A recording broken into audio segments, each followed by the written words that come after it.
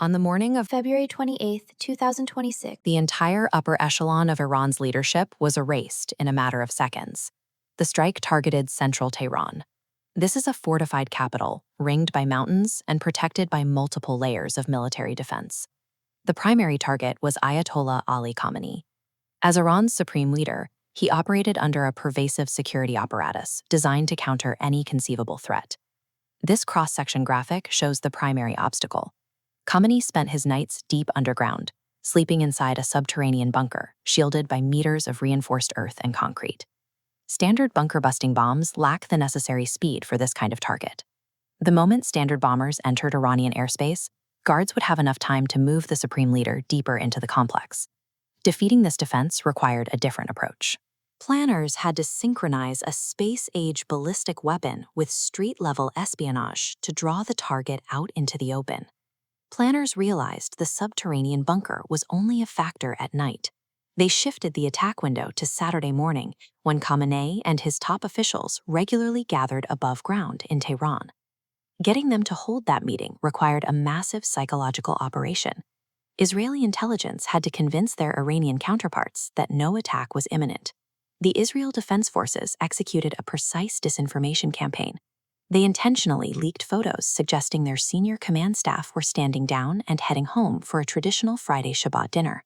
That was a cover story.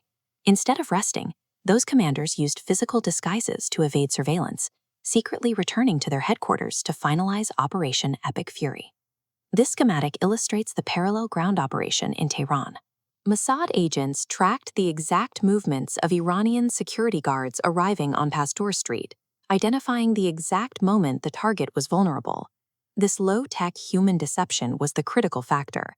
It manipulated the target out of the bunker, perfectly setting the stage for the high-tech strike to follow.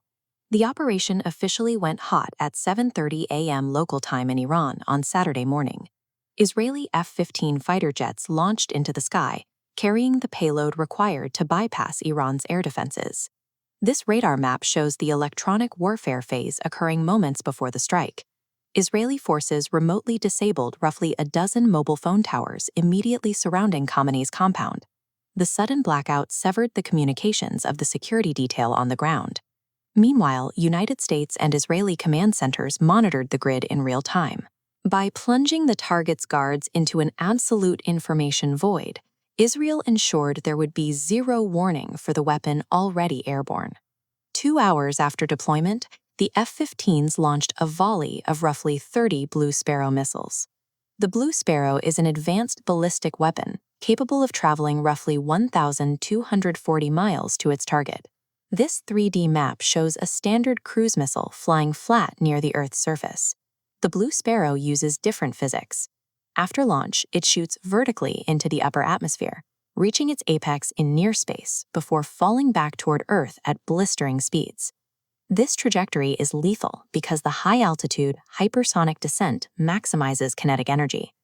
Air defense systems have no time to detect or intercept a target moving straight down at that velocity. This aerospace technology was the unstoppable physical force, and the Shabbat deception ensured it landed at the exact right time. The first wave of missiles struck the Pasteur Street compound with terrifying precision, scattering debris across the area. The death toll was significant. Khamenei and more than 40 senior Iranian leaders were killed instantly in the blast. Among the casualties was Mohammad Pakpour, commander of the Islamic Revolutionary Guard Corps, the branch tasked with protecting Iran's political system. Iran's Armed Forces Chief of Staff, Abdolrahim Mousavi, was also killed in the strike.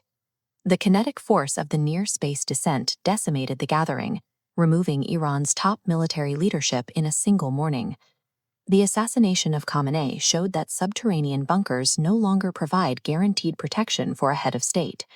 By coordinating street-level espionage with near-space ballistics, Israel demonstrated that physical isolation cannot compensate for a compromised schedule.